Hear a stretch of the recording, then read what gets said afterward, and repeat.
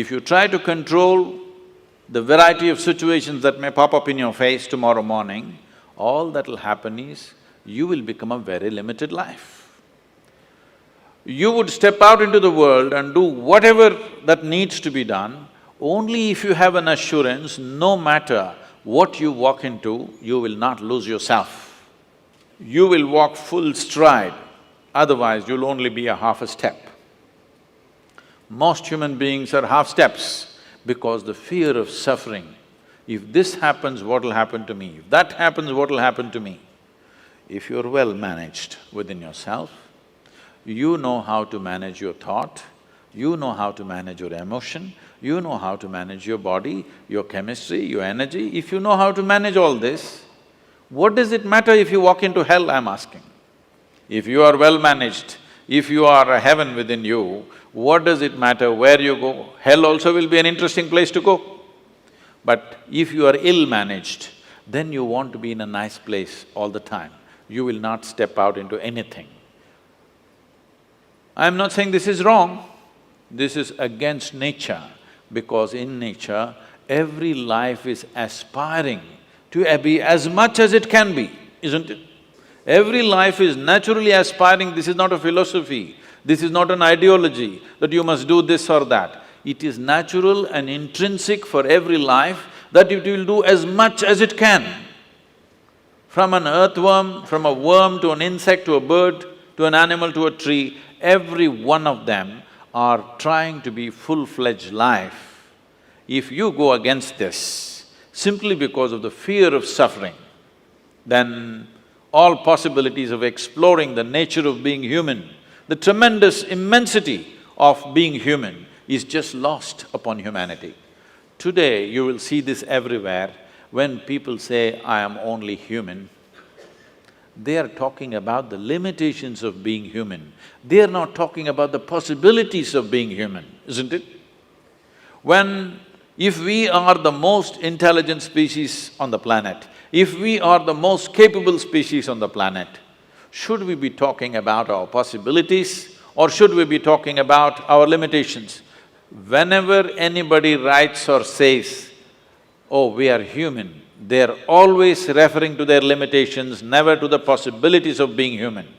This is because the most fundamental things have not been taught in our education systems, how to handle your thought and your emotion. Your psychological drama has gone out of control. It's a badly directed drama, believe me. If it was a well-directed drama, you would take it to the conclusion that you want, isn't it? Because it's a badly directed drama, just about anybody can take charge of it. Who is the director of your psychological drama? Just about anybody, isn't it? Anybody can make it into a tragedy. The reason why people have not even learned to manage their thought and emotion. By the time you're 10, you should have learnt it. At 60, people still don't know how to manage their thought and emotion. They're standing up like ghosts in their life. They don't need anybody's help. They can go on endlessly creating suffering for themselves. Now, suppose you did not know how… you have normal hands and you do not know how to use it. What would you call yourself? No, you tell yourself, don't tell me, it's okay. Whatever you think, if you have a normal process of mental faculty and you do not know how to use it, it means the same thing, yes or no? Does it mean the same thing or no? You don't have a normal hand, then you can't use it, that's different. We will look at you compassionately. But you have a normal hand and you don't know how to use it. Whatever word you use to call yourself, don't tell me, but the same thing goes if you don't know how to use your thought and emotion towards your well-being, isn't it? Because ill-managed. Because the fundamentals of life are not grasped. What is the nature of my existence? If you don't know this, how do you manage it? Only if you grasp the nature of something, then you learn to manage it, isn't it? You don't even see what it is, how to manage it? There is no way to manage it. So the first and foremost thing, that's why, is called realization. You must understand this. In this country, in this culture, we never refer to any kind of spiritual realization as an attainment. We only said it is a realization. Realization means you simply saw what is already there. You did not invent anything.